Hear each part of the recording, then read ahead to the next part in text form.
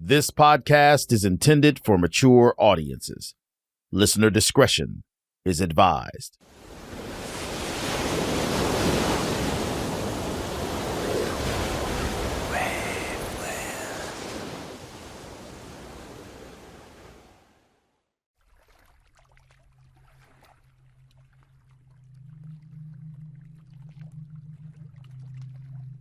Several weeks after our search at Lake Lanier, I still haven't decided how I feel about not finding anything other than an empty plastic barrel. On one hand, it's unfortunate that this case will continue to drag on in search of answers. On the other hand, I'm not sure I really wanted to bear witness to a grieving mother finding out that her son's remains were pulled from the bottom of a lake. So for now, the search for Justin Gaines and for answers continues. Erica Wilson and her family have been through more heartbreak than I can imagine over the years since Justin disappeared. They've had to bear the constant sorrow of losing a child while having no answers to explain why it happened or where he is. But this would unfortunately not be the only soul-crushing blow the family would be dealt. In 2011, one of our sons took his own life.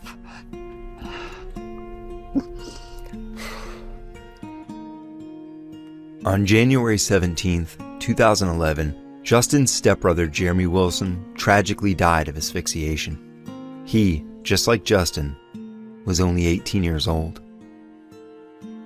Erica has a much harder time discussing Jeremy's death, so out of respect, I leave it alone. Erica pains over Jeremy's suicide because she'll never have a hope of knowing why, or if anything could have been done to prevent it. I've learned that talking about Justin is good. I have an easier time talking about Justin than our son's suicide, because that's a whole nother thing. I talk about both, but Justin I talk about all the time. I have no problem talking about Justin. It's easy. It's a sad series of very unfortunate losses the Wilson family has been forced to endure. But somehow, they find the strength to keep moving forward. At least with Justin, there is still the hope of finding answers.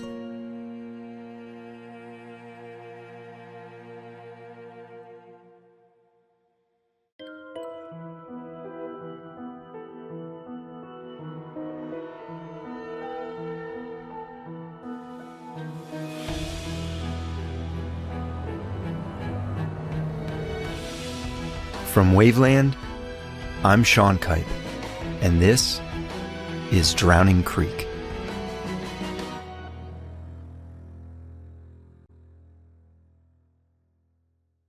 I spoke on the phone with Bob Pulneau recently to try and get my bearings after all I've learned. He's been on this case a long time and knows the frustration of dead ends as well as anyone. My question, are we looking in the right direction? When you're in the middle of an investigation and the pieces to the puzzle start to fit, you run with what you have. Sometimes you have to step aside and say, and take a look at yourself. Am I making the right assumption? It's hard to do. I'm reminded of how, in my investigation so far, though there have been many names thrown around, like Martin Wilkie, Leon, Shane, New York, and others, I'm always brought back to Dylan Glass in some way. Glass has been adamant that he's innocent, and nothing more than a victim of circumstance and some prejudice that local law enforcement has against him due to his past. But what if Dylan Glass is right?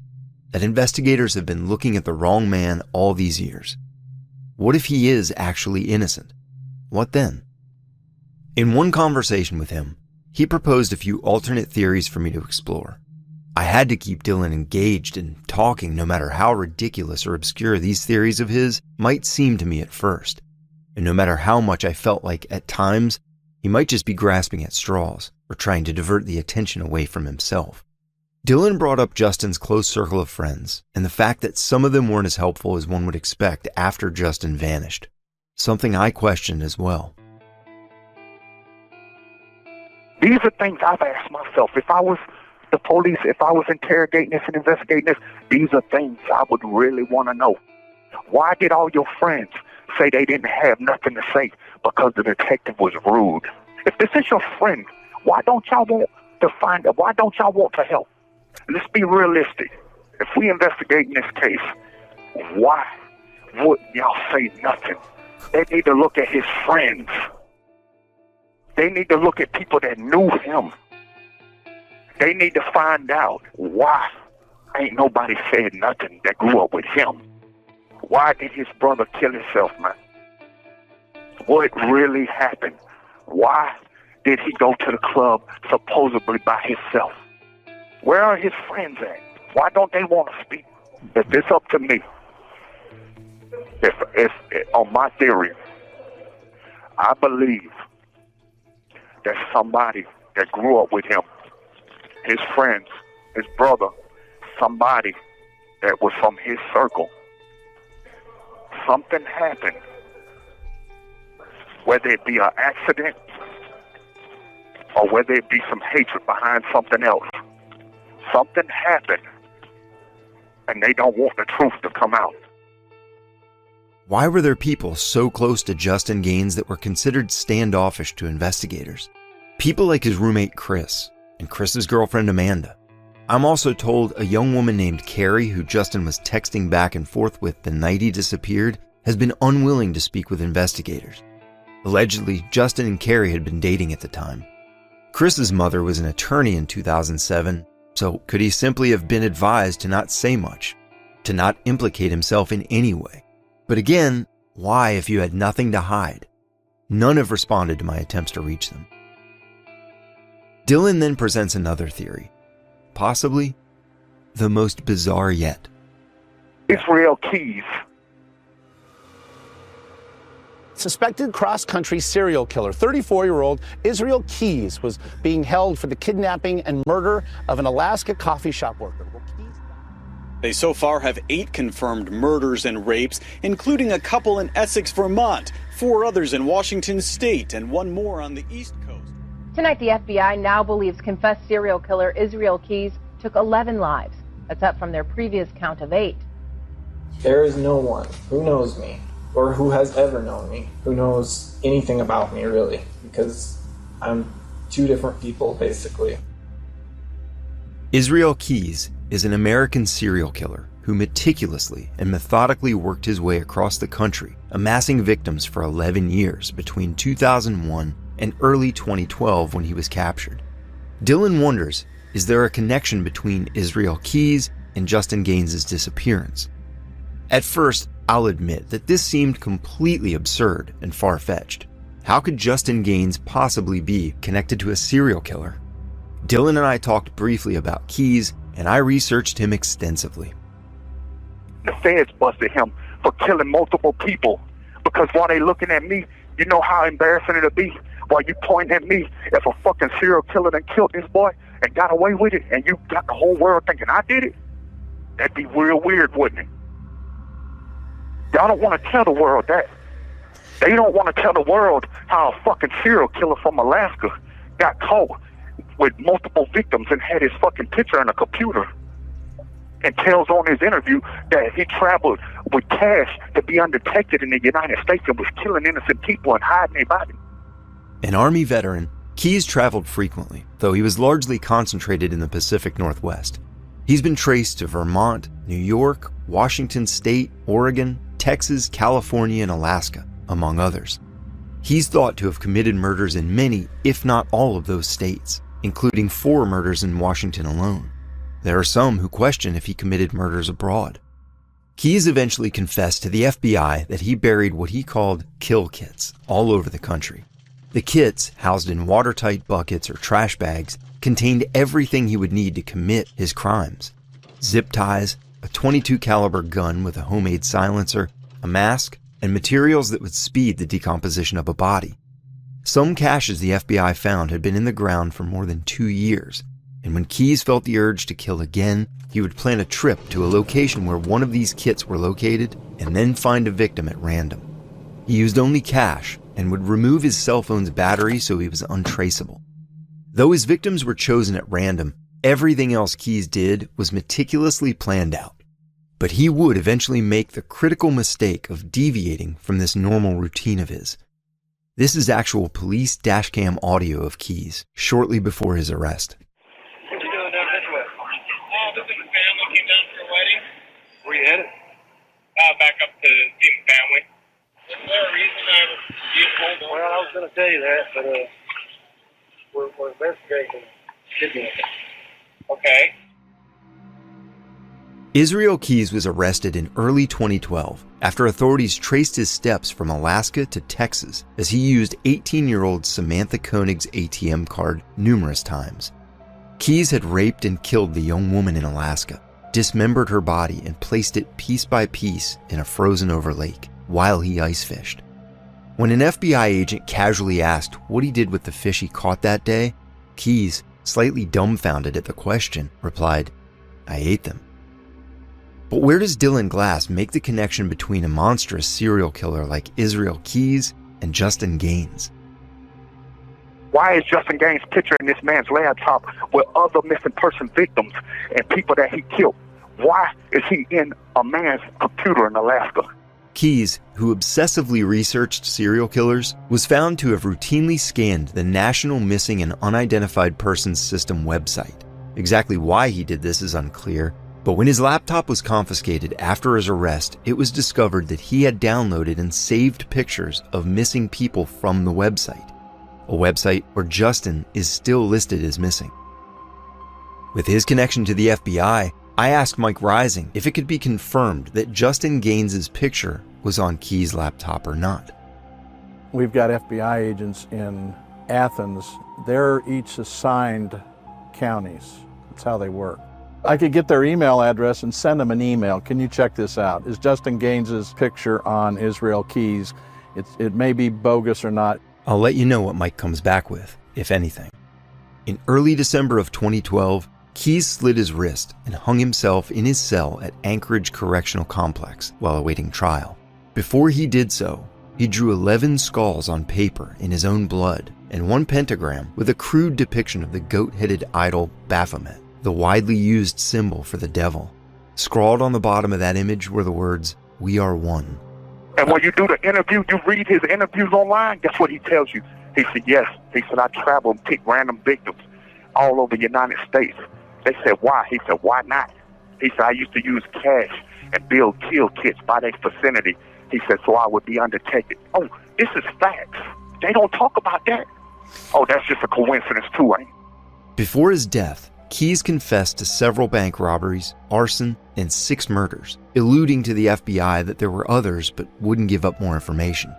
He said that several bodies were discarded in various lakes across the country, which does eerily line up with Justin's alleged demise. But all but one of Keys' known victims were women.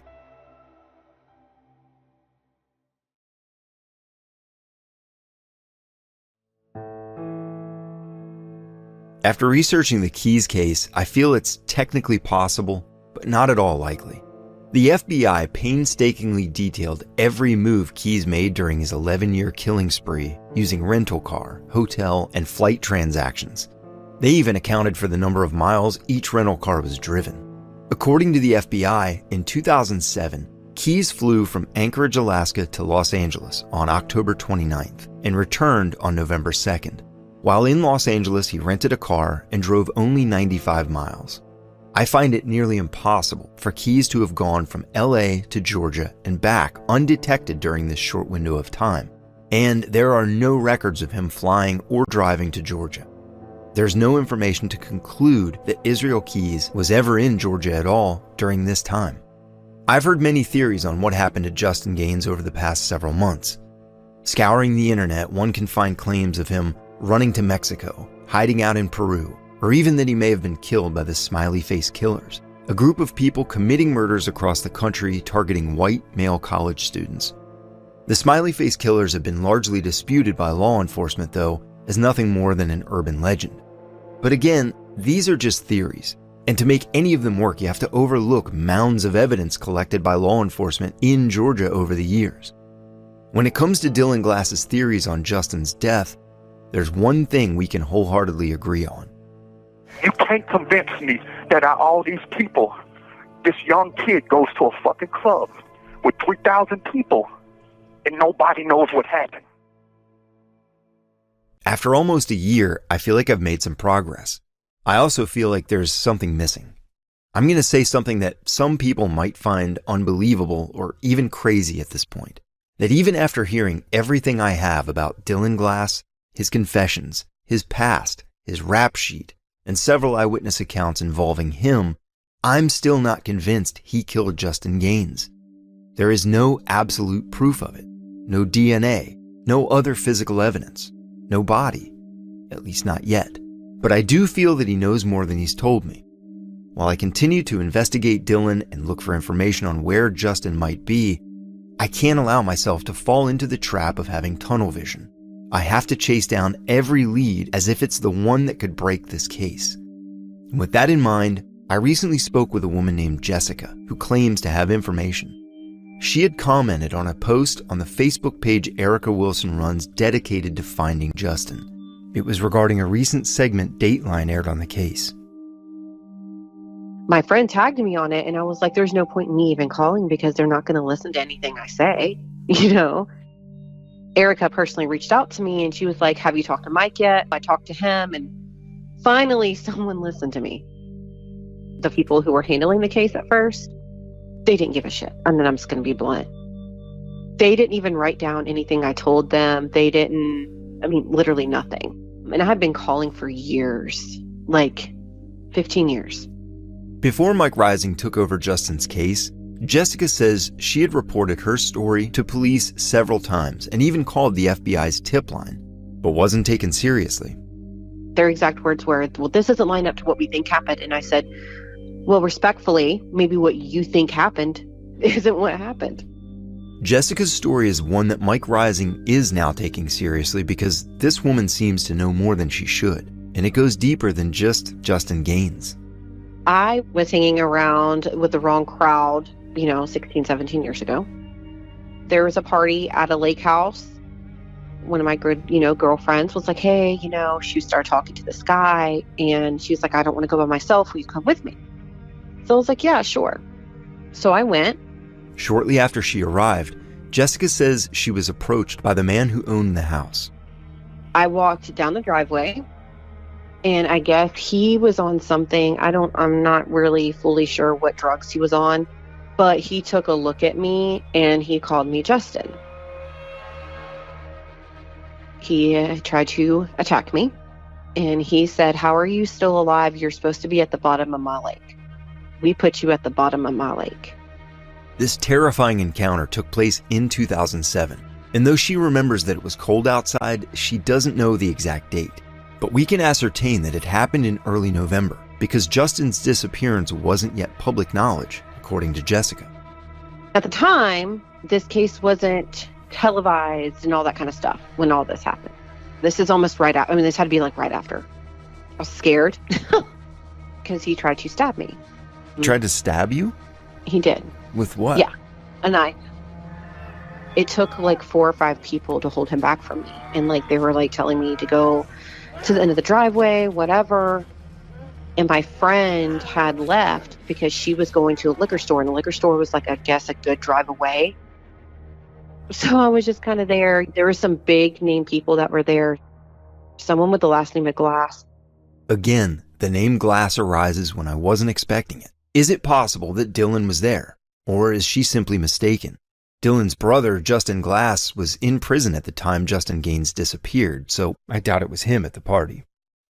She does know the name of the man she says attacked her, though, Jeffrey. Jessica continues telling me what happened that night. They got him in the room, in his bedroom. They kind of locked him away. I had found out shortly after that he actually tried to stab a pregnant woman in his basement.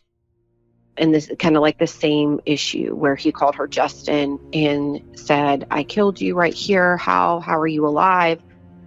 I'm assuming that his conscience was eating at him, but the guys that he was hanging out with were bragging about certain things. And all I remember when he called me Justin, the guy whose last name was Glass, he told him to shut the fuck up. He's like, you're not supposed to be talking about that shit. Get your shit together. You're just fucked up. You need to shut up, quit talking, which scared me because then I could tell that something really happened.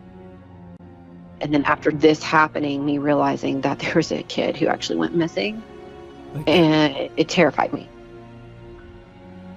that's what happened to me personally. After that, like I got, that was it. I was done after that, because it just absolutely scared the shit out of me. So I kind of changed my whole circle of people I was associating with.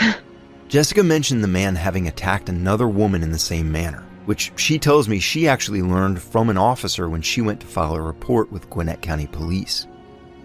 I wish I knew the other girl that this happened to, because the only thing, when I had called Gwinnett County before to talk to them, when I told him my story, all he said was, well, the things you're saying doesn't really line up to everything. He's like, all I can tell you is that there was another girl that was pregnant that he tried to harm, calling her Justin as well. How is that not relevant to them? I don't know. When I told him everything that happened, he's like, well, it doesn't align with what we think happened. And I was like, look, dude, I'm not telling you anything else. I'm just telling you what happened to me that night. And it was literally right after this guy disappeared. It's been on my conscience. It's been on my mind. And his mom needs to know. I have no way of knowing who this woman was, so it's impossible for me to reach out to her for more information. Despite there being 2 victims sharing the same experience, Jessica never heard back from Gwinnett County Police. No one ever contacted me. No one ever called my phone. No one texted me. No one reached out to her. They just didn't care. Now Jessica has me wondering who this Jeffrey guy is, and if he could be related to Justin's disappearance. Or was he just some guy on drugs and freaking out for whatever reason? Still, if Justin's name hadn't yet hit the news, this is highly suspicious, and it should have been followed up on by investigators. Jessica then tells me something else she remembers. It was something she noticed in the basement of the lake house while waiting for her friend to return from the liquor store and take her home. It was like an area that we were all sitting in. Because when we walked down the stairs, one of the girls made the comment, man, it smells like bleach down here. Really? Yeah, they had ripped out all the sheetrock. All of it. There was no carpet. I remember that. There was no carpet. There was no sheetrock. You could tell, like, where there used to be. It creeped me out, like, after all this stuff happened. So I was just kind of, like, really on guard. I want to say there was a pool table or something there that used to be in the middle of the room or something, and it wasn't there anymore, is what they were saying. They're like, well, we used to be able to play pool, but we can't use that pool table or something. We had to take it out. Like, the second that my friend got back, like, we left. Jessica's not sure exactly what lake the house was on, as she had never been there before and hasn't been again in 16 years. Her description of the basement being gutted and smelling like bleach is concerning, as I've heard the same thing about Andy Pickens' houseboat and his van before they vanished. They as well had been renovated and smelled of bleach right around the time Justin went missing. It's also interesting that she mentioned a pool table in the middle of the room, because Dylan told me that he used to play pool in Andy's basement. Is it possible that Jessica's getting things confused and it wasn't actually a house on the lake, but perhaps near one? Obviously, Andy Pickens wasn't the only person to have a pool table in his basement, and if the homeowner was renovating and replacing the flooring, they would have obviously had to remove the pool table. So maybe these are just 2 different houses, but the similarities in the stories I've heard are intriguing. What Jessica volunteers next regarding Justin takes us right back to where we started, with Dylan Glass's confession. I have a really good girlfriend of mine. The father of her child got brought in for questioning over this, and he failed his lie detector test. He was worried sick that something was going to happen to him, and she kept asking him, well, what did you do? Tell me, what did you do? Did you have something to do with this? And he would never tell her. I know he did fail his lie detector test, asking about if he had anything to do with Justin's death, and that's not public knowledge. Who'd you hear that from? His baby mama. Are you able to tell me his name? Leon.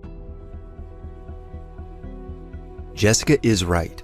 Leon was brought in for questioning and took a polygraph, which he, quote, failed miserably, according to investigators' notes.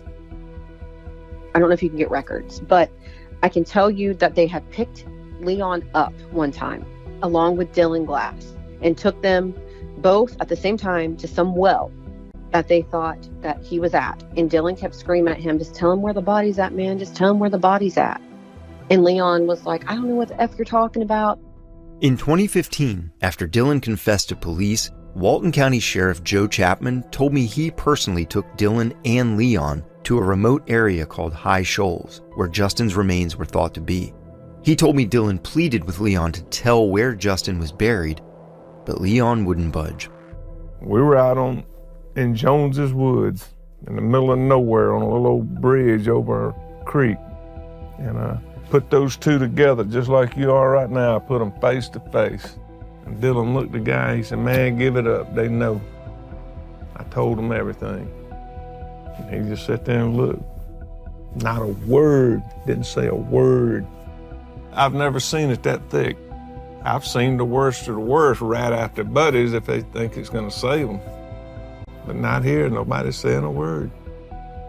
But Jessica tells me what she heard about Leon after he came home from that outing with the sheriff. Talking about, he's something about, I didn't really know him. I didn't know him like that. Something about flashy. That's why I thought maybe a watch. But then when you said the earrings, I'm like, well, maybe he did say, maybe it was the earrings that he was talking about. That's why I think that he failed that lie detector test. And all he kept saying, was like, well, that can't be the only thing that they arrest me for.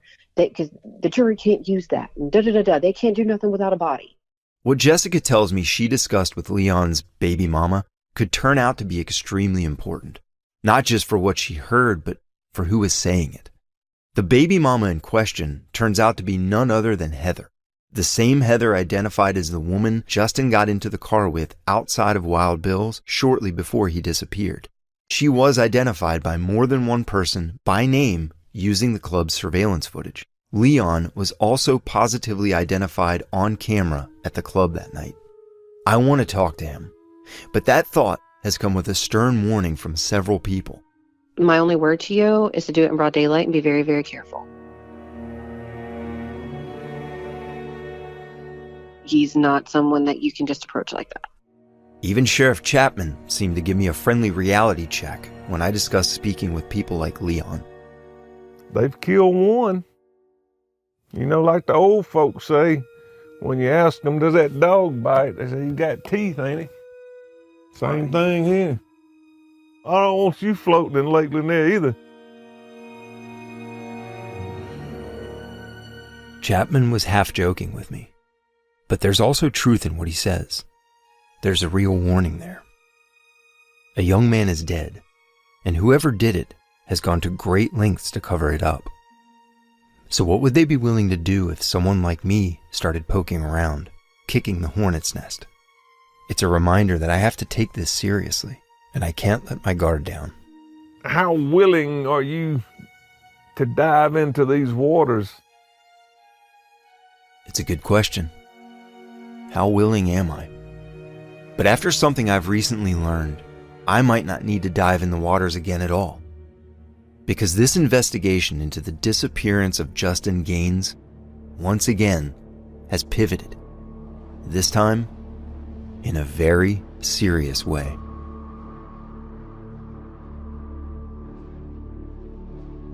There's a house here in Walton County that came up with having Mexicans associated with the cartel living there. This house is, as far as the owners of the property and that, as having been connected with the players in the Justin Gaines case. There's not really a connection criminally between the people that own the property and Justin Gaines. It's their children. They're out doing their own thing, their own little criminal acts which involve drug trafficking. This cartel story, it's been there the whole time. Right. Without anyone really realizing it, which is, I think, why that anonymous call is so important, because that name Chino, as far as you know, is in some way tied to this cartel. Yes.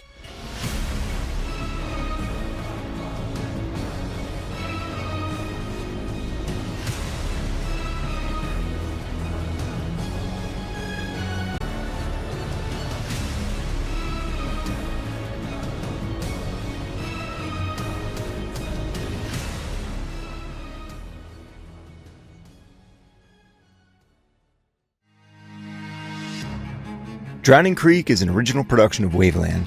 I wrote and created the series and the original score. Executive producer is Jason Hoke. Associate producer is Leo Culp.